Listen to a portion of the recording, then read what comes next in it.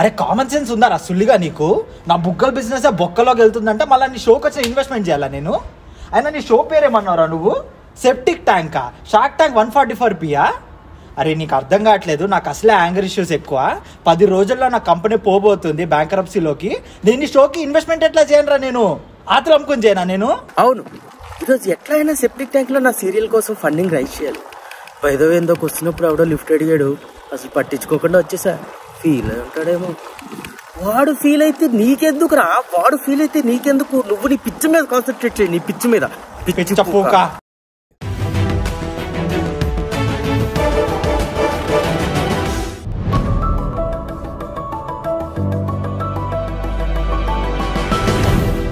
నమస్తే షాక్. నమస్తే, welcome to septic tank. So shock, నా పేరు పూతరేకులు పాపారావు, నా కంపెనీ పేరు పిచ్చి పులుసు ప్రొడక్షన్స్. మేము డిఫరెంట్ టైప్స్ ఆఫ్ సీరియల్స్ తీస్తూ ఉంటాం. అదేంటి మీరు మీ కంపెనీ పేరు ఏదో కుకింగ్ ప్రోగ్రామ్ ఉన్నట్టున్నాయి, కానీ మీరేమో సీరియల్స్ అంటున్నారు? Ya, we cook the best serials in the world. Oh nice. అమ్మ లంచడుకుల్లారా. సరే మీ సీరియల్ గురించి మీరు చెప్పండి నాకు. ఇప్పటిదాకా మేము 5 సీరియల్స్ చేసాం, అన్నీ సూపర్ హిట్లే. వాటి పేర్లు వచ్చి దిక్కులేని దీపం, మా ఆవిడ మీద అనుమానం, పాములతో వ్యవహారం, కుక్క దిద్దిన కాపురం, and last one is my personal favourite, మొడ్డంత మందారం. సో ఇప్పుడు మేము ఒక నెక్స్ట్ సీరియల్ చేయబోతున్నాం. దానికోసమే ఫండింగ్ అనేది కావాలి. సీరియల్ పేరు మార్స్ మీద ముచ్చట్లు. ఇందులో మన హీరోయిన్ చీపురు మీద కూర్చొని మంత్రం చదవగానే అది గాల్లో ఎగురుకుంటూ మార్స్ మీదకి వెళ్ళిపోయింది. ఇక్కడ ట్విస్ట్ ఏంటంటే హీరోయిన్ మార్స్ మీదకి వెళ్తున్న మధ్యలో ఎలాన్ మస్క్ కనిపిస్తాడు. ఏదో తన స్పేస్ ఎక్స్ ఏదో ఫెయిల్ అయితే తాడు కూడా హీరోయిన్ చీపురు మీద కూర్చొని మార్స్ వరకు వెళ్ళిపోతాడు. ఎలా ఉంది sir story?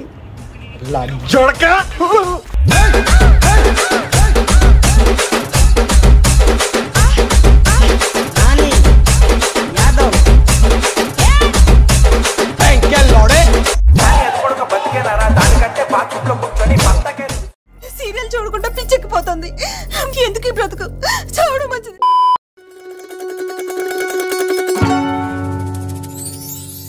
Hello and welcome back to 301 diaries. అన్నిటికంటే ముందు మనం ఒక వెన్ డయాగ్రామ్ గీద్దాం. Cringe, over action and lag, ఈ మూడింటికి ఇంటర్సెక్షన్ పాయింట్ ఉంది కదా, అదే సీరియల్స్. దీనమ్మ ఒక దరిద్రమైన స్టోరీ లైన్ తీసుకొని దానికి ఈ 3 ఇంగ్రీడియంట్స్ ని దట్టంగా యాడ్ చేసి ఒక పెంట తయారు చేస్తారు. ఫ్రెష్ లుకింగ్ పెంట. సో ఈ పెంటని 2 కేటగిరీస్ గా డివైడ్ చేశా అన్నమాట. అందులో the first one regional local stuff. ఒక్కడు మూవీలో ప్రకాష్ రాజ్ కి భూమిక అంటే అంత ఇష్టమో, ఈ సీరియల్స్ తీసే వాళ్ళకి పాములంటే కూడా అంతే ఇష్టం. పిత్తిరేగళ్ళు. గాయత్రి బానే ఉంది కదా? అల్లరేం చేయట్లేదు కదా? ఈ అక్కనెవడే నా పండ్రా బాబు, ఇంకాసేపు ఉంటే పాముని పైతోగరస్ తీరం అడిగేలా ఉంది. అయినా ఎవడు రాస్తాడరా ఇలాంటి సీన్లు? ఆ పెద్దక్క తెలుగులో మాట్లాడుతుంటే పాముకు అర్థమైపోతుందంట. అది పక్కన పెట్టు, ఫస్ట్ ఆఫ్ ఆల్ పాములకి చెవులుండవురా పూక. దానికి ఆ రైటర్ గాడు ఎవడో తెలియదు గానీ ఆడి దగ్గరికి వెళ్ళి చేతిలో ఒక యాసిడ్ బాటిల్ పెట్టి, నా కళ్ళలో పోయి దమ్ముంటే నా కళ్ళలో పోయి చూస్తావరా పోయిరా, ధైర్యం ఉంటే నా కళ్ళలో పోయిరా లుచ్చా, ఇలా చెప్పాలని ఉంది. ఇంకో సీరియల్లో అయితే పాము ఏకంగా కార్ డ్రైవ్ చేసి ఒక ఆంటీని గుద్దేస్తుంది. వామ్మో, వీళ్ళని ఎలానే వదిలేస్తే పాములతో టోక్యో డ్రిఫ్ట్లు చేయిస్తారు ఇల్లు. ఇదేంటి కృష్ణ, ఒకటి పక్కన ఒక సున్నాయి పెట్టావేంటి? నేను 1,00,000 రూపాయలు కదా అడిగింది. 5 లక్షలకి 5 సున్నా లేనప్పుడు 1 లక్షకి 1 సున్నాయి కదా ఉండాలి. 1 లక్షకి 1 సున్నాయి కదా ఉండాలి.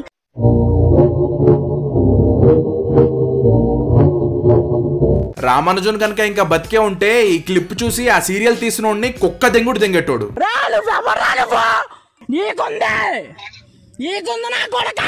మరి లేకపోతే ఏంట్రా, 5 లక్షలకేమో 5 సున్నాలు, 1 లక్షకేమో 1 సున్నానా? ఇలాంటి లత్కోర్ లాజిక్ల గురించి మన సాయిమణి గడికి తెలిసిందనుకో, ఎవడైనా వచ్చి 2,000 అడిగితే 2 ఫింగర్స్ తో ఫింగరింగ్. చాలా అందంగా ఒళ్ళో చిక్కింది, జాగ్రత్తగా పట్టి బుట్టలోకి వెయ్య. ఈ తెంగరోడు ఫోన్ ని తిరిగేసి పట్టుకుంటే ఆ డైరెక్టర్ గాడు చూడకుండా లపాకీతో లూడో గేమ్ ఆడుతున్నాడా? ఇదేం కర్మరా దేవుడా. అరే మీకు మంచి సీరియల్స్ తీయాలన్న ప్యాషన్ ఎలాగో లేదు, కనీసం గుద్దకి సిగ్గైనా ఉండాలి కదా. ఇంత మేజర్ మిస్టేక్ నుంచుకొని చూడకుండా చక్క భజన చేస్తున్నారేంట్రా మీరందరూ? నెక్స్ట్ క్లిప్ లో మన లేడీ విలన్ హీరోయిన్ మీదకి ఒక రాకెట్ వదులుతుంది. ఆ తర్వాత ఏం జరుగుతుందో మీరే చూడండి.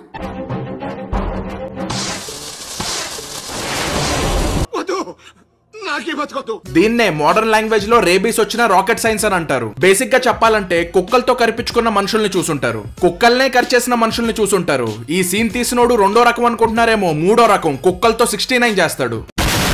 అండ్ అక్కడ యూటర్న్ తీసుకున్న రాకెట్ మన లేడీ విలన్ మీదకి రావడానికి 4 వర్కింగ్ డేస్ తీసుకుంటది.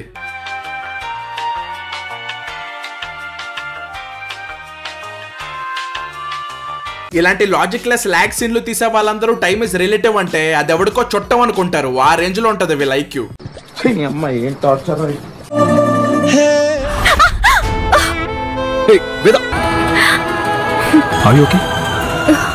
ఎవరు నువ్వు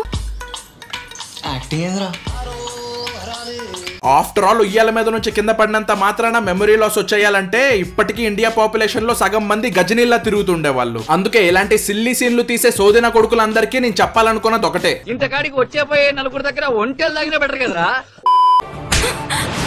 కొట్టే హక్కు ఎవడుకుంటుంది? మొగుడుకుంటుంది, మొగుడుకుంటుంది, మొగుడుకుంటుంది, నాకుంటుంది, నాకుంటుంది.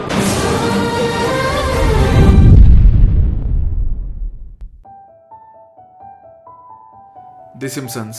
దీనికి రిలేటెడ్ చాలానే కాన్స్పిరసీ థియరీస్ ఉన్నాయి. లైక్ ఈ షో యొక్క క్రియేటర్స్ ఫ్యూచర్ నుంచి వచ్చారని. ఎందుకంటే సింప్సన్స్ ఇప్పుడు దాకా చాలానే ప్రిడిక్షన్స్ చేసింది. లైక్ ట్రంప్ యూఎస్కి ప్రెసిడెంట్ అవడం అండ్ 9/11. సేమ్ అలానే నా దగ్గర కూడా ఒక కాన్స్పిరసీ థియరీ ఉంది, that the creators of Karthika Deepam are from past అని.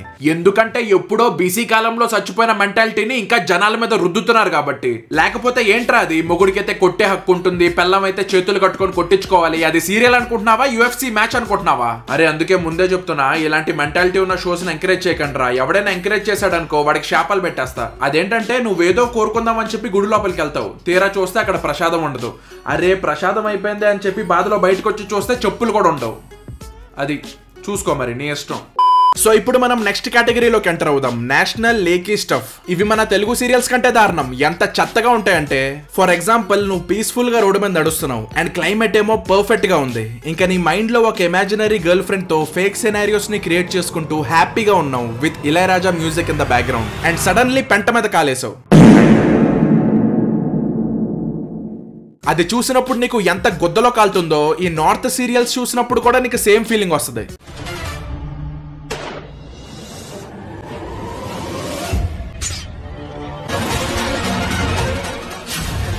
నాకు గన్ ఇస్తారా? మెడలో ఉన్న తాయెత్తికి తగిలి బుల్లెట్ యూటర్న్ తీసుకొని కాల్చినోడికే దిగిపోయింది. నీ అబ్బా బ్యాక్ ఫైర్ అవడం లాంటి మెటఫర్ ని మెంటల్ ఎక్కిచ్చేంత రియలిస్టిక్ గా చూపించాడు.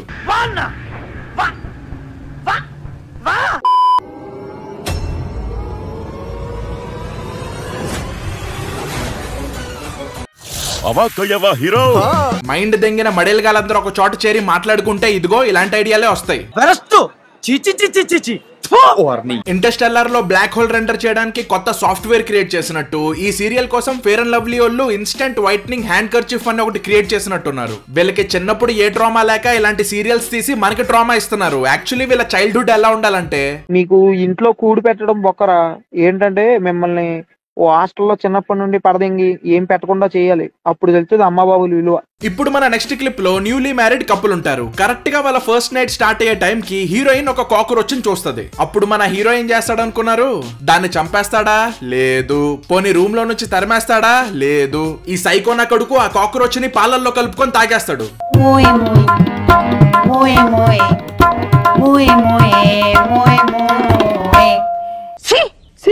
ఎవడైనా పాలల్లో టీయో కాఫీయో కలుపుకొని తాగుతాడు, కానీ ఈడు చూడు కాక్రోచ్ తో కాక్టైల్ చేసుకొని తాగుతున్నాడు, చిరుగోజగాడు. అందుకే నేనేమంటానంటే, నిండు చంద్రుడు ఒకవైపు ఈ ఎరుపు కులక వైపు.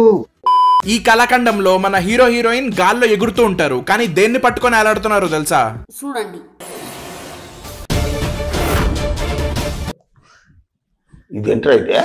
అరే నీ అబ్బా, ఇలాంటి వాళ్ళని మా ఊర్లో గాలిపటానికి ఏలాడే గజ్జన కొడుకులని అంటారు.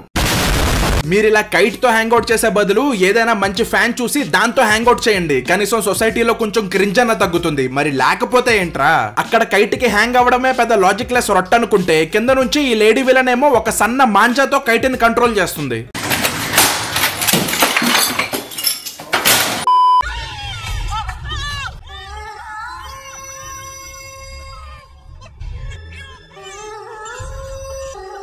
అమ్మ దీనమ్మ, ఏం చూస్తున్నానరా నేను, కోతి కుక్క కలిసి డెలివరీ చేస్తానయా? అరే నిన్నెవడైనా టీ తాగించి మరీ కొట్టాడ్రా? ఇది ఇండియన్ సీరియల్ లా లేదు, దేశీ వర్షన్ ఆఫ్ జంగిల్ బుక్ లా ఉంది. అదిగో ఆ పుట్టినోడే పతంజలి వర్షన్ ఆఫ్ మోగ్లీ. చిన్నప్పుడు మనం చూసిందంతా ఫేక్ రా, ఇది అసలైన యానిమల్ ప్లానెట్. ఇప్పుడు మనం చూడబోయే క్యాన్సర్ లాంటి క్లిప్ లో మన హీరోయిన్ కంట్లో ఫ్రెంచ్ ఫ్రైస్ పడతాయి. ఆ తర్వాత ఏం జరుగుతుందంటే అక్కెళ్ళి కళ్ళు కడుక్కుంటుంది, లేదు లిటరల్లీ కడుక్కుంటుంది.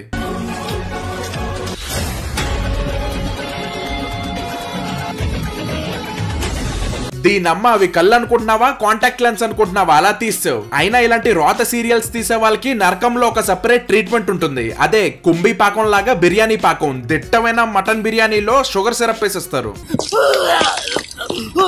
అయినా బొచ్చులే, ఈ నార్త్ నిబ్బాగాలకి దాని వల్ల పెద్ద ఫరకేం పడదు. వాళ్ళ సైడ్ బిర్యానీ ఆల్రెడీ స్వీట్ గానే ఉంటదిగా.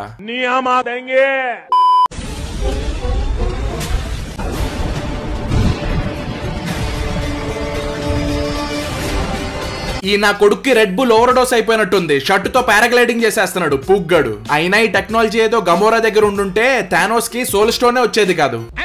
ఇప్పుడు మనం ఇలాంటి సీన్ ఇంకోటి చూడబోతున్నాం. బట్ ఇక్కడ కనీసం షర్ట్ అయినా వాడాడు. బట్ ఈ కశ్మిండే గాడు అది కూడా వాడ్డు.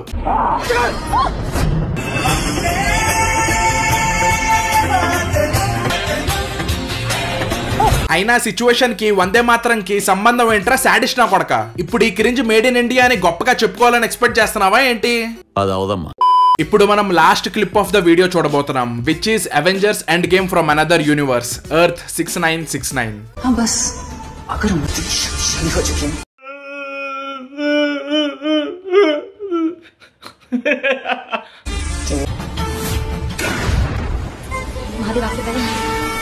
ఇప్పుడు అర్థమైందిరా మార్వల్ నుంచి మంచి మూవీస్ రావడం ఎందుకు ఆగిపోయిందో. ఈ మహమ్మారిని చూసి మార్వల్ టీం అంతా ఒకరినొకళ్ళు మాస్ మర్డర్ చేసుకొని చచ్చిపోయినట్టున్నారు.